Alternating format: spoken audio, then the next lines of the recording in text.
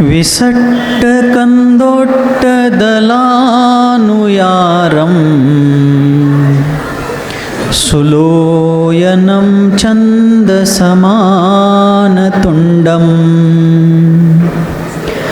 घोनाजियं चम्पयफुप्पसोऽहं तं गोमटेशं पनमामि नित्यं दियंबरोजो न च भीजुत्तो न चाम्बरे सत्तमनो विशुद्धो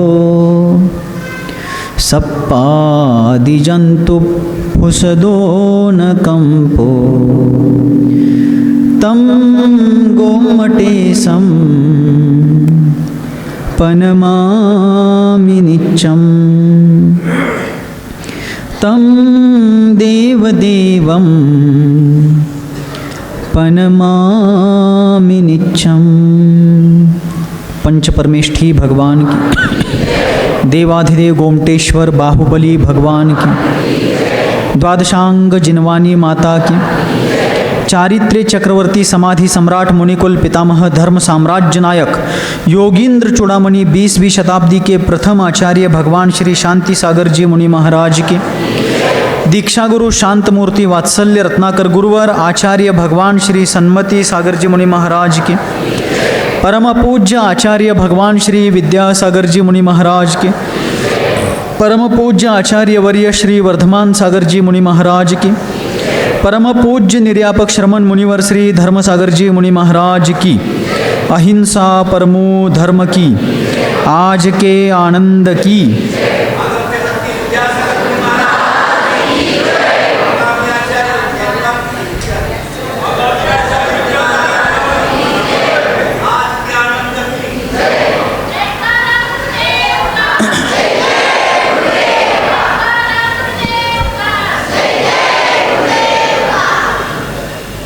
पाण्याचा एक एक थेंब गोळा झाल्यावरती मोठमोठी जलाशय तयार होतात. एक एक मोती धाग्यामध्ये ओवल्यानंतर मोत्यांचा सुंदर हार तयार होतो. एक एक धागा व्यवस्थितपणे विणल्यास सुंदर असं भरजरी वस्त्र तयार होतं. एकावर एक दगड रचत गेल्यास गगनचुंबी इमारत पूर्ण होते. आणि वयोवृद्ध का असेनात पण एक एक पावलं पुढं टाकत गेले तर मोठमोठ्या यात्रा संपन्न होतात. आज एवढ्या वयोवृद्ध साधूंनी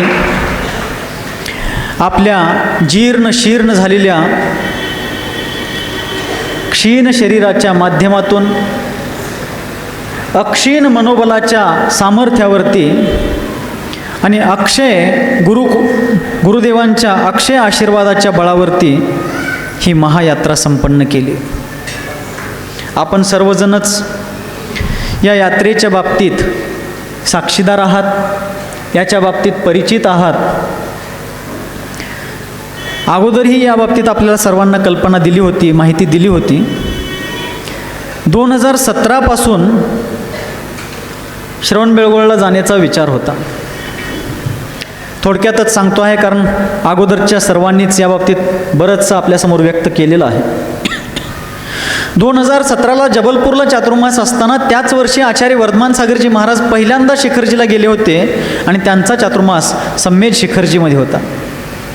आणि शिखरजीला व्यवस्थित पोहोचल्यानंतर तिथून सुद्धा आचार्य वर्धमान सागरजी महाराजांनी आशीर्वाद देऊन एक भावना व्यक्त केली होती की आता शिखरजीची यात्रा झाली, श्रवणबेळगोळची एक यात्रा करायची आहे. आणि तेव्हा मनामध्ये आम्ही सर्वांनीच विचार केला होता, भावना केल्या होत्या, श्रवणबेळगोळच्या गोमटेश्वरांचे दर्शन करायचे आहेत. तिकडून इकडे येण्याचा ज्या वेळेला प्रसंग आला, संघातल्या वयोवृद्ध महाराजांनी सुद्धा भावना व्यक्त केली की आम्हाला लवकर जायचं आहे कारण आमची शक्ती जसं वय वाढेल तसं क्षीण होते आहे. परंतु 2024 साली मागच्याच वर्षी महामहिम महाश्रमण चारित्र्य चक्रवर्ती आचार्य महाराजांचा आचार्य पदारोहणाचा 100वा सोहळा होता. शताब्दी वर्ष महामहोत्सव होता आणि तो समडोळीमध्ये साजरा करायचा होता.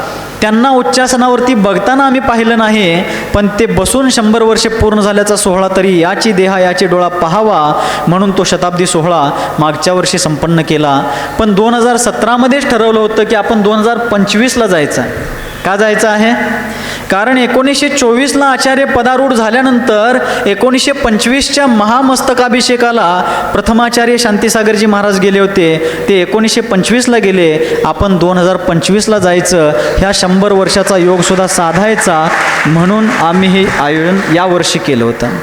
आणि आजचा योगायोग पण असा, 1925 ते 2025पर्यंतच्या 100 वर्षांचा स्मृती सोहळा राखण्यासाठी यावर्षी यात्रा केली. आणि यात्रेचं समापन पण आज 25 तारखेला 25 साली होत आहे. एक योगायोगाचा भाग आहे. योगायोगाच्या गोष्टी असतात. मागच्याच दिवशी म्हणजे कालच आम्ही शिरगुप्पीला पोहोचण्याचा विचार केला होता काही दिवसांपूर्वी, पण आचार्य वर्धमान सागरजी महाराजांनी भावना व्यक्त केली की श्रवणबेळगोळहून परत येत आहोत. चारित्र्य चक्रवर्तींची प्रतिमा जी आजपर्यंत श्रवणबेळगोळच्या शेकडो वर्षांच्या इतिहासामध्ये तिथं स्थापित झाली नव्हती, गुरुदेवांच्या आशीर्वादानं, महाराजांच्या मार्गदर्शनाखाली, मोठ्या महाराजांच्या अनुभवाच्या माध्यमातून, सिद्धांत सागरजी महाराजांच्या निर्देशनाखाली आणि सगळ्या संघाच्या अनुभवाच्या माध्यमातून आणि आपल्या सगळ्यांच्या उत्स्फूर्त सहयोगानं त्या महान क्षेत्रावरती आचार्य महाराजांची प्रतिमा स्थापित करण्याचं सौभाग्य आपल्याला लाभलं. परंतु ते करून परत येत असताना बेळगावमध्ये जेव्हा आम्ही परत भेटलो, तसं कर्म इतकं विचित्र असतं.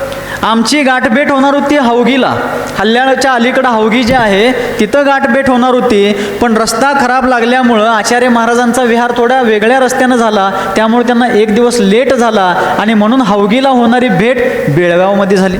आणि बेळगावमध्ये आल्यानंतर त्यांनी भावना व्यक्त केली की बेळगोळहून परत आता बेळगावला आलो आहे आणि आता सांगलीच्या भागात जायचं आहे, पण आणखीन एक तीर्थक्षेत्र इथंच रस्त्यावरती आहे, त्याचं दर्शन करायचं. मला सुद्धा लक्षात येईना कोणतं तीर्थक्षेत्र आहे. तर आचार्यश्री म्हणाले, एवढं वयोवृद्ध झालेले आहेत, क्षीण शक्ती, क्षीण काया आहे, पण त्यांनी डोक्यात ठेवलं होतं. ते हळूच आम्हाला म्हणाले की अजून एक तीर्थक्षेत्र आहे, ज्यांची प्रतिमा आपण श्रवणबेळगोळला स्थापित केली, त्यांनी जिथं निर्ग्रंथ दीक्षा घेतली ते यर्नाळ गावसुद्धा आपल्यासाठी एक तीर्थक्षेत्र आहे, तिथं जाऊन मला दर्शन करायचं आहे.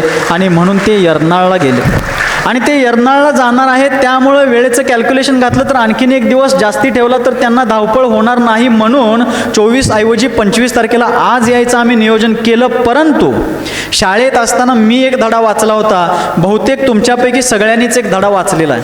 कोणता सांगा बरं? ससा आणि कासवाची स्पर्धा. तुम्हाला नव्हता धडा? ससा आणि सशाला लय अहंकार, काय पण झालं तर मीच जिंकणार, होता का नाही अहंकार? कोणाला? सशाला अहंकार होता की आम्हीच आधी पोहोचणार, कासव काय चालते. परंतु काल 24 तारखेला सकाळी आम्ही चांद शिरदवाडला होतो आणि हे सगळे वयोवृद्ध महाराज शिरगुप्पेच्या उंबरट्यावरती म्हणजेच मांजरेला येऊन पोहोचलेलं आम्हाला ज्यावेळेला कळालं, त्यावेळेला वाटलं ससा आणि कासवाचा जो धडा शाळेत होता तो इथं घडा लागलेला आहे. कारण आम्हाला वाटत होतं आम्ही अगोदर मांजरीला पोहोचणार आणि अर्धा दिवस यांचा वेट केल्यावरती प्रतीक्षा केल्यानंतर मग महाराज येतील, पण अगोदर महाराज पोहोचले आणि मग आम्ही आलो. कारण आमच्या गळ्यात गावच्या उसाबरी अडकलेत की बेळगावपासून इकडची सगळी गावं आग्रह करायला लागली, निपाणीवाले, पटणकुडी,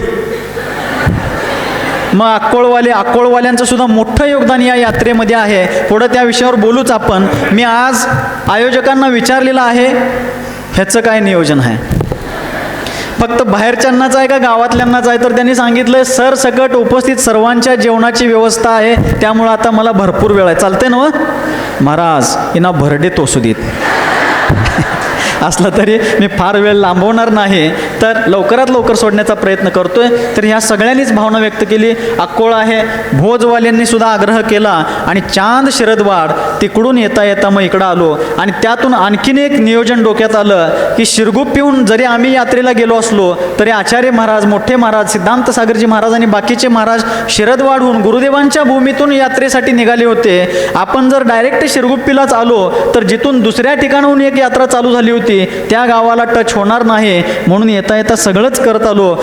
कारण गुरुदेवांची शिक्षण आहे, सगळ्यांना सामावून घेत चला.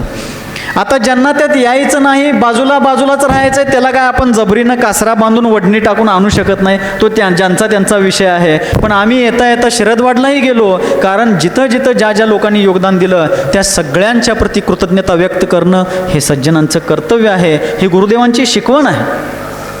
तर इकडे येत असताना आणि इकडून पहिला याच्या अगोदर श्रवणबेळगोळला जात असताना काय काय घडामोडी घडल्या अगोदर सर्वांनीच सांगितलेलं आहे. पण कितीही प्रतिकूलता आल्या तरीसुद्धा हे वयस्कर साधू थकले नाहीत, अजिबात थकले नाहीत. जाताना ज्यावेळेला हे लोक निघाले आचार्य महाराज वगैरे, त्यावेळेला प्रचंड उष्णता होती, उन्हाळ्याचे दिवस होते, पण कोणत्याही प्रकारे न थकता न झुकता हे लोक चालत राहिले. आणि आम्ही ज्यावेळेला गेलो, बेळगाव ओलांडल्यानंतर सौंधा मठाच्या जरा अलीकडं असताना असा पाऊस लागला, यान हेळली. महाराजे हो महाराजे नम्मावरा यान हेळली इंदागल्यात भाळ दिवस आहेत केळी. तरी असा प्रचंड पाऊस लागला की काही शब्दामध्ये त्याचं वर्णन करता येणार नाही. पण लोकांनी इतकं परिश्रम घेतलं, सांगत असताना मला माझं हृदय त्यांच्या त्या योगदानाबद्दल कृतज्ञतेनं झुकत आहे. ज्यावेळेला आचार्य महाराज वगैरे सगळे गेले, प्रचंड उन्हाळा असताना सुद्धा त्यांच्यासोबत चालणाऱ्या लोकांनी त्यांना ऊन लागू दिलं नाही. आणि आम्ही जात असताना नदी नाले दुथडी भरून वाहत होते, पण असा मुसळधार पाऊस असताना देखील सोबत चालणाऱ्यांनी आम्हाला पाऊसच नव्हे साधा वारासुद्धा लागू दिला नाही. अशा प्रकारे लोकांनी परिश्रम केलं, मेहनत घेतली. परंतु हे चालणाऱ्यांचं झालं, पण चालणारे ज्यांच्या जीवावर चालत होते त्या चौक्यावाल्यांचं योगदान आतरशिवाय यानीत फट्टी गेला अदक मट्ट्या मनुष्यरसुद्धा त्याला कोणता काही जोडश. चौक्यावाल्यांचं परिश्रम खरोखर मी डोळ्यानं बघितलं. घरामध्ये चौके लावणे एका दृष्टीनं फार सोपं आहे, या का याला आले दिली तिथल्या जाग्यात मॅक सेटिंग करते त्याला. परंतु व्यवहारामध्ये रोज एक गाव, रोज एक ठिकाण, सकाळी एका ठिकाणी आहार, संध्याकाळी मुक्काम एका ठिकाणी, वेगवेगळ्या प्रकारच्या प्रतिकूलता आणि अशा सगळ्या परिस्थितीमध्ये या मोठमोठ्या घरातल्या श्राविका भराभरा बसा, बिना बोलता बसा, जिथं आहात तिथं बसा, जरा चटकन बसा. काय सांगत तू वयामानानं असं विसरते बघा सारखं. हां, मोठमोठ्या गावच्या आणि मोठमोठ्या घराण्यातल्या सर्वसामान्यांपासून मोठमोठ्या घरातल्या सर्व संपन्न सुखी परिवारातल्या महिला श्राविका गृहिणी ह्या सगळ्या आपापल्या घरच्या साधन सुविधा स्वशेद कैले बिशी रट्टी तिनोद बीट नम संगाट वनवास बंद. हां, परंतु त्यांची मेहनत किती असते, काय परिश्रम असतं हे आम्ही सर्वांनी डोळ्यानं बघितलं. चौका करणाऱ्यांनी किती सामान चढवायचं, किती गाडीतनं काढायचं, रोज एक ठिकाणी काढायचं भरायचं, किती त्यांची मेहनत आहे. या मेहनतीला खरोखर जितकं कौतुक करू तेवढं कमी आहे. त्या सर्वांच्या प्रति कृतज्ञता व्यक्त करतो. आणि तुम्ही सर्वांनी जी वयावृत्ती, आहारदान आणि टोटली जे काही योगदान दिलेलं आहे प्रत्यक्ष परोक्ष रूपानं, ज्या कोणी या यात्रेचं अनुमोदन पासून ते संपूर्ण अर्थसहयोग, श्रमदान इत्यादी जे काही केलं, कोणी समयदान दिलेलं आहे, कोणी प्रत्यक्ष यात्रेत सहभागी होऊ शकला नाही, त्यांनी कुठं असतील त्या ठिकाणाहून जे शक्य आहे ते योगदान दिलं. काही महानुभाव तर अशा आहेत, काल एक जण संध्याकाळी आले आमच्याजवळ तिथं दानवाडला आणि सहज दर्शन करता करता म्हणले, घष्टीचा माणूस ब्रह्मचारी अवस्थेपासून ओळखीचा, म्हणताना म्हणलं महाराज आज एवढ्यासाठी आलो, उद्या विहार संपणार आहे, एवढ्या विहारात एकदासुद्धा आलं नाही असं व्हायला नको म्हणून आज आलो म्हणलं. आहे काय प्रसंग? असे सुद्धा काही महानुभाव आहेत की एवढ्या विहारात एकदा सुद्धा आला नाही असं वाटायला नको म्हणून आज आलोय म्हटलं, उद्या तुमच्यापर्यंत येतो चला म्हटलं संपवायला तिथं. तर असे सुद्धा आहेत. ह्या यात्रेमध्ये अगदी अक्षरशः सांगायचं म्हटलं तर 95 वर्षांच्या एक आजी होत्या, कुंभोज्जा पमौ आहेत काय, आल्यात काय आज इकडे? नाही, 95 वर्षे वय त्या. आणि कुपवाडच्या एक आजी होत्या अत्यंत वयस्क, आणि इतर गावातल्या सुद्धा कमी अधिक वयाच्या अनेक श्रावक श्राविकांनी फार मेहनत घेतली. आणि त्याच्यामध्येच अगदी कमी वयाच्या लहान लहान मुलांनीसुद्धा, आम्ही श्रवणबेळगोळा ज्या वेळेला चाललो होतो त्यावेळेला इथंच कोणत्या गावात होतो मला आठवत नाही, पण एक लहान मुलगा आला शाळेचा, प्राथमिक शाळेतला, आणि त्याला आईवडिलांनी गोळ्या बिस्किट खायला जे पैसे दिले होते त्यानं ते आपल्याजवळ साठवले होते. आणि साठवायला नुकताच चालू केला होता, त्यानं फक्त ते साठवता 11 रुपये गोळा झाले होते. 11 रुपये घेऊन आला आणि आमच्या जवळ बसलेल्यांना म्हणला, महाराज श्रवणबेळगोळा चालल्यात आणि माझ्याकडनं हे तुमच्या यात्रेला दान. बाहुबली भगवंतांच्या मस्तकाभिषेकाच्या वेळेला गुल्लिका आजी ह्या यात्रेसाठी लाखो रुपयांचं दान देणारे महानुभाव सुद्धा आहेत आणि 11 रुपयांचं आपलं छोटंसं, पण ते दान दिसायला छोटं असलं तरी छोट्याशा वयात दिलं ते एक मोठं दान आहे. अशा सगळ्या लोकांचं याच्यामध्ये फार मोठं योगदान आहे. त्या सर्वांचं करावं तितकं कौतुक फार थोडं आहे. इतकंच नव्हे, यात्रेमध्ये चालणारे, विहार करणारे, वयावृत्ती करवणारे, आहारदान देणारे, अर्थदान देणारे, समयदान, श्रमदान हे सगळं करणारे झाले. पण आणखीन एक घटक राहिलेला आहे, तो म्हणजे संघातले सगळे साधू. एवढी यात्रा झाली. जाताना उन्हाळा आणि पावसाळा लागला. त्याही परिस्थितीमध्ये कोणीही कोणत्याही प्रकारची तक्रार न करता शांत चित्तानं विहार करत राहिले. आता येताना मुसळधार झालेल्या पावसामुळं रस्ता अक्षरशः भाल्याप्रमाणे झाला होता. जेवढं आम्ही चालत आलो त्यापैकी 60 ते 70% रस्ता भाल्याच्या टोकावरनं चालत आल्यासारखा विहार झाला. कुणाच्याही पायामध्ये चामडी नावाची जी चीज आहे ती अत्यंत कमी मात्रामध्ये, आता फक्त हाडं दिसायची राहिलेली आहेत खालच्या बाजूला. खालच्या बाजूने एवढे पाय सोलून गेलेले आहेत, पण पाय झिजले असले तरी मन झिजलेलं नाही, कारण ती गुरुदेवांची बनावट आहे. गुरुदेवांनी त्याला बळ दिलेलं आहे. हे सगळे लोक पूर्ण खंबीरपणे चालत राहिले, सक्षमतेनं चालत राहिले. एवढी प्रतिकूलता होते. एकेकांच्या पायांना जखमा झाल्या. अविचल सागरजी महाराज आहेत काय, पायात कारकलमध्ये 1 पाव इंचापर्यंत त्यांच्या काच घुसली. धुरळ्यामध्ये पडलेली काच दिसली नाही, काच घुसली, परंतु तरीही न थांबता इथंपर्यंत चालत आले. अध्यात्मसागर महाराजांच्या पायामध्ये तार घुसली, कारण रस्त्याला असणाऱ्या धुरळ्यामध्ये वगैरे खालच्या बाजूला असणारं ते दिसत नव्हतं. तार घुसली तरी हे चालत राहिले. त्याचसोबत इतरही महाराजांना बरेच त्रास झाले, पण सगळे चालत राहिले. आणि बेळगावमध्ये आम्ही बघितलं, पायाच्या टाचा आणि पायाचं सगळं काही सोलून गेलं असताना सुद्धा हे सगळेजण संयमानं चालत राहिले. कारण मुनी महाराजांच्या 22 परिशहांमध्ये एक परिशह आहे चर्या परिशह. कोणता परिशह म्हणा? चर्या परिशह. चर्या परिशहाचा अर्थ आहे की चालून चालून पाय रक्तबंबाळ जरी झाले तरी मनाला रक्तबंबाळ होऊ द्यायचं नाही. शांत चित्तानं संयम भावानं आपली यात्रा करत राहायचं, पुढं मार्गक्रमण करत राहायचं. म्हणून एवढं वयस्क अवस्था. पार्श्वसागरजी महाराज 87 वय. इथं 87 वर्षाचे किती जण आहेत? पुढं हात वर करा बघू. तुमच्यापैकी खाली बसलेल्यांपैकी 87 वयाचे किती जण आहेत? आमच्याच पार्टीत आहे असलेला एकच वाघ.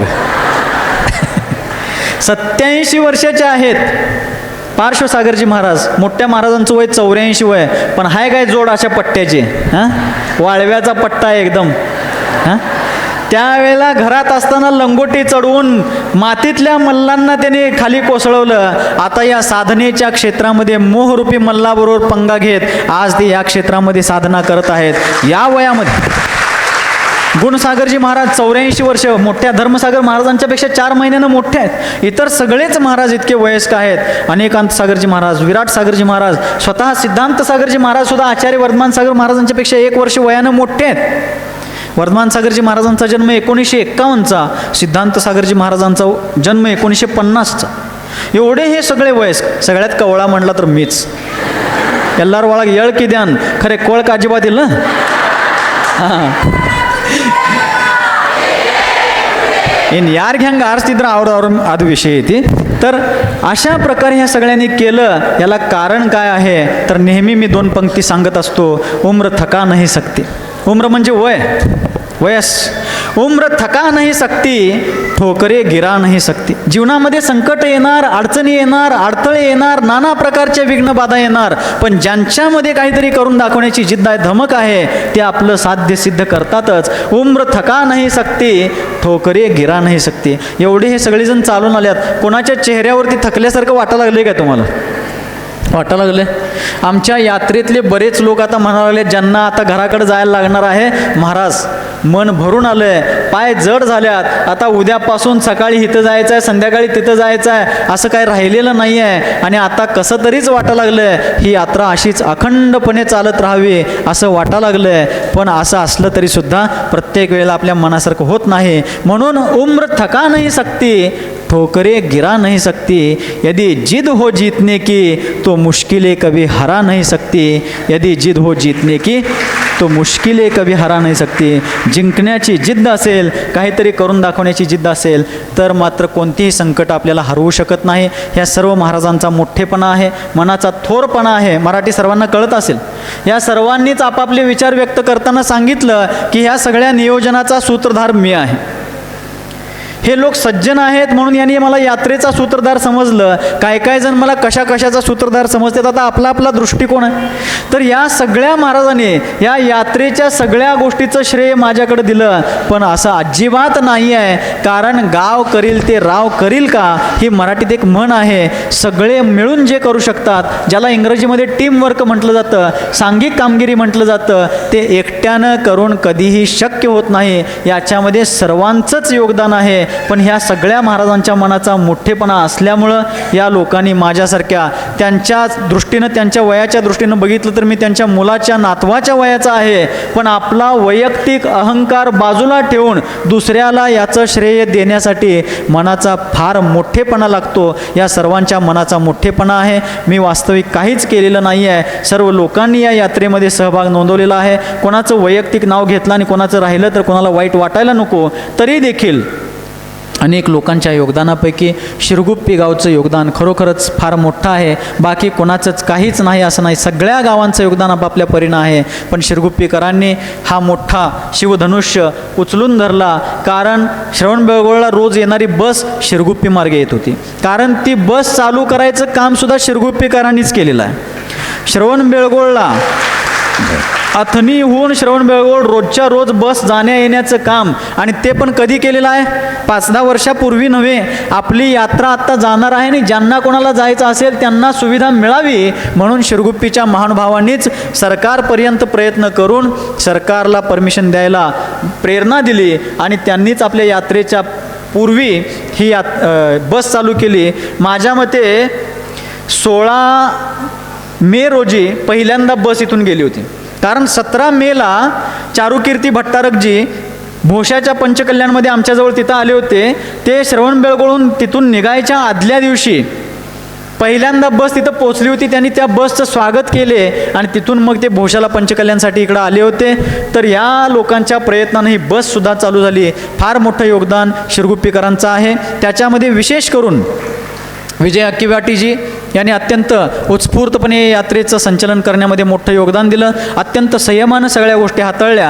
आणि त्याचसोबत आणखीन एक व्यक्ती ज्यांचं सतत पडद्यामागून योगदान असतं ते म्हणजे भाऊसाहेब कागवाडे. यांचं नाव विसरून चालणार नाही. मोठं योगदान आहे. या लोकांचं अभिनंदन झालं पाहिजे, यांचं कौतुक झालं पाहिजे. त्यांच्या योगदानाबद्दल आम्ही सदैव कृतज्ञ आहोत. आणि त्याचबरोबर ह्या 2-3 लोकांनी पुढं होऊन जरी काम केलं असलं तरी संपूर्ण गावानं आणि त्याचबरोबर मंदिर कमिटीच्या सगळ्या लोकांनी या लोकांना मोठं सहकार्य पाठीमागून केलेलं आहे. आपल्या सर्वांच्या योगदानाबद्दल चिरऋणी आहोत. आता संघ या भागात पोहोचलेला आहे, तर आपण सर्वांनीच या संघाचं उत्स्फूर्तपणे स्वागत केलात. मला 2-3 दिवसांपूर्वी भोज का अक्कोळच्या आसपास असताना कोणीतरी म्हटलं, महाराज चातुर्मास 2 शिरगुप्पीला केला. काय म्हणले? 2 चातुर्मास शिरगुप्पीला केला. श्रवणबेळगोळची यात्रा पण शिरगुप्पीतनंच चालू केला. आता यात्रेचं समापन पण शिरगुप्पीतच का करायला लागलं आहे? तर मी त्यांना एकाच वाक्यात सांगितलं होतं, शिरगुप्पीत का करायला लागलो आहे? इतर कोणती गावं काहीच नाहीत असं नाही, पण यात्रा संपायच्या दिवशी शिरगुप्पी काय आहे हे आपल्याला सर्वांना पाहायला मिळेल. तुम्ही तिथं या म्हणजे शिरगुप्पी काय आहे हे तुम्हाला कळेल. हे एका वाक्यात मी त्यांना सांगितलं होतं. आपल्या सर्वांचा उत्स्फूर्त उत्साह जो आहे अत्यंत प्रेरणादायी आहे. मगाशीच वकील साहेबांनी सांगितलं की या संघाप्रती या गावचं समर्पण श्रद्धान काय आहे आणि आम्ही कितीही कार्यक्रम घेतले तरी थकणार नाही अशा प्रकारची ग्वाही त्यांनी दिलेली आहे. मग आता आम्ही तर कशाला ढिल्ल पडू? हां, असो, ह्या विनोदाच्या गोष्टी असल्या तरीसुद्धा श्रवणबेळगोळला जो चातुर्मास झाला अत्यंत आनंददायी झाला. भगवान बाहुबलींचं दर्शन वयाचा मी 2 वर्षांचा असताना श्रवणबेळगोळला गेलो होतो. त्यावेळेला फक्त त्या रेलिंगला धरून पायऱ्या चढत होतो एवढंच मला आठवतं, बाकी काही आठवत नव्हतं. पण आत्ताच्या चातुर्मासामध्ये इतका आनंद झाला, इतकं सुंदर दर्शन. त्या बाहुबलींच्या चरणातून उठून येत असताना इतकं दुःखसुद्धा झालं. संघातल्या सगळ्या जवळजवळ साधूंनी रोजच्या रोज भगवंतांचं दर्शन घेतलं. काही जण दिवसातून 2-2 वेळा जायचे. सुखसागर महाराज आहेत काय? कोणीकडे आहेत? गेले काय? दिवसातून ते 5 वेळा जायचे. किती वेळा? 5 वेळा जायचे. पण काही जण 2 वेळा, काही जण 3 वेळा. चंद्रगिरी सकाळी, विंध्यगिरी संध्याकाळी, दुपारी एकीकडं असं जायचे. मी मात्र माझ्या वयामानाला अनुसरून एकदाच जाणार दिवस. सगळीजण कवळे, वय सांभाळून करायला पाहिजे हो. तर अशा प्रकारे सर्वांनी अत्यंत उत्स्फूर्तपणे दर्शन केलं. पण शिखरजीला सुद्धा गेलो, 3 महिने शिखरजीमध्ये राहिलो. पण खरं सांगायचं म्हटलं तर कुठल्याही क्षेत्राला कमी अधिक तुलना करण्याचा अभिप्राय नाही आहे. पण शिखरजीमध्ये भगवंतांचं दर्शन घेताना जो आनंद होतो त्याच्यापेक्षाही कित्येक पटीनं आनंद श्रवणबेळगोळमध्ये झाला. कारण त्या भगवंतांची वीतराग मुद्रा, त्यांची सहज शांत जी अभिराम मुद्रा आहे, तिथून येताना शिखरजीतून निघताना कधी मन एवढं दुःखी झालं नव्हतं. पण श्रवणबेळगोळमधून 13 तारखेला मागच्या महिन्यात निघालो, डोळ्यातून अश्रूंचे पाट वाहू लागले, अक्षरशः हुंदका फुटू लागला. अशी परिस्थिती, अशी मनोदशा झाली. कारण त्या भगवंतांच्या चरणाशी इतका अनुराग निर्माण झालेला होता. आणि आजसुद्धा जर मला संघानं अनुज्ञा दिली, अनुमती दिली, तर आजसुद्धा श्रवणबेळगोळला जाऊन तिथंच राहावं असे भाव निर्माण होतात. इतकी पवित्रता, इतकी निर्मलता त्या भगवंतांच्या चरणामध्ये, त्यांच्या दर्शनामध्ये इतका आनंद सामावलेला आहे. कारण त्यांचं जीवनच इतकं प्रेरणादायी आहे. तीर्थंकरांचे पुत्र असून देखील, चक्रवर्तींचे बंधू असण्याबरोबरच चक्रवर्तीला युद्धामध्ये पराजित करून सुद्धा त्या गोमटेश्वरांनी त्या विजयाचा अहंकार निर्माण होण्या अगोदर साम्राज्याचा त्याग करून आपल्या निर्ग्रंथ दशेला धारण करून सिद्धत्वाची यात्रा प्रारंभ केली. चक्रवर्तींना पराजित केल्यानंतर कोणत्याही प्रकारचा मान कशा आपल्या मनामध्ये निर्माण होऊ नये यासाठी त्यांनी निर्ग्रंथ दीक्षा ग्रहण केली. पण त्यांच्या मनामध्ये एक पीडा होती दीक्षा घेतल्यानंतर, की माझ्यामुळं पितृतुल्य असणाऱ्या भरतांचा अवमान झाला, हे मात्र एक वेदना त्यांच्या मनामध्ये होती. पण असं असताना देखील अत्यंत शांत चित्तानं दृढ संकल्प करून 1 वर्ष अखंडपणे उभे राहिले आणि केवळ ज्ञानाच्या प्राप्तीनंतरच त्यांनी आपलं आसन सोडलं. त्यांच्या त्या प्रतिमेचं निर्माण चामुंडरायाने आपल्या आईच्या इच्छेखातर केलं. पण त्या मूर्तीचं निर्माण इसवी सन 981 साली झाल्यानंतर, ज्यावेळेला पहिल्यांदा मस्तकाभिषेक झाला इसवी सन 981 त्यावेळेला त्यांचा महामस्तकाभिषेक करत असताना चामुंडरायांना अहंकार निर्माण झाला. हे सगळं आपल्याला माहिती आहे की जगात एवढ्या मोठ्या मूर्तीचं निर्माण करणारा मी पहिला राजा आहे, मी पहिला व्यक्ती आहे. परंतु त्या अहंकारापोटी अभिषेक करायला गेले, पण अभिषेक संपन्न होऊ शकला. म्हणून गर्वाचं घर कधीही खाली येत असतं. माणसानं कितीही मोठं झालं तरीसुद्धा आपली नम्रता सोडता उपयोगी नाही. कधीही कोणत्या गोष्टीचा अहंकार माणसाला कधीच उन्नतीच्या दिशेनं घेऊन जाऊ शकत नाही. शेवटी गुल्लिकाजीच्या छोट्याशा लोटक्याच्या अभिषेकानं भगवंतांचा अभिषेक पूर्ण झाला. म्हणून आपण सर्वांनीच, वेळ भरपूर झालेला आहे, भगवंतांच्या पवित्र चरित्राबद्दल भरपूर सांगण्यासारखं आहे, पण वेळेची मर्यादा आहे. अजून मोठ्या महाराजांचा आशीर्वाद आपल्याला प्राप्त होणार आहे. तर आपण सर्वांनीच अत्यंत शांत चित्तानं त्यांचा उपदेश ऐकूया, आपल्या जीवनाला सार्थक करून घेऊया. या यात्रेमध्ये ज्यांनी ज्यांनी मोलाचं सहकार्य केलं, आबाल वृद्ध नरनारी, अनेक गावातल्याच नव्हे, अनेक राज्यातल्या, महाराष्ट्र, कर्नाटक, मध्य प्रदेश, राजस्थान, दिल्ली आणि आसामपर्यंतच्या लोकांनी या यात्रेसाठी योगदान दिलेलं आहे. आणि या सगळ्यांच्याच योगदानाबद्दल मी कृतज्ञता व्यक्त करतो. त्याचसोबत या सर्व साधूंनी अत्यंत मोठेपणानं मला समजावून घेतलं, त्यांच्याप्रती कृतज्ञता व्यक्त करतो. पण या यात्रेमध्ये एक छोटीशी भूमिका निभावत असताना माझ्याकडून कोणत्याही श्रावक श्राविकांना, नरनारींना कुठली ठेच पोचली असेल, आमच्या मुनी संघाचा कुठं अनादर अवमान झाला असेल, कोणत्याही प्रकारे कोणाच्याही पदोचित त्यांच्या भूमिकेला अनुसरून त्यांच्या सन्मानाला ठेच पोहोचली असेल तर सर्वांचीच मी एकसाथ क्षमा व्यक्त करतो. देवशास्त्र गुरूंच्या चरणी क्षमाभावना व्यक्त करतो. आणि त्या गोमटेश्वरांच्या समानच सर्वांना रत्नत्रय स्वरूप मोक्षमार्ग लाभू दे, सर्वांचाच मोक्षमार्ग प्रशस्त होऊ दे आणि सर्वांचंच जीवन त्यांच्यासारखं अत्यंत श्रेष्ठतम होऊ दे. याच मंगलमय भावनेनं इथं वाणीला विराम देतो. बोलिये गुरुवर आचार्य भगवान श्री सन्मती सागरजी मुनी महाराज की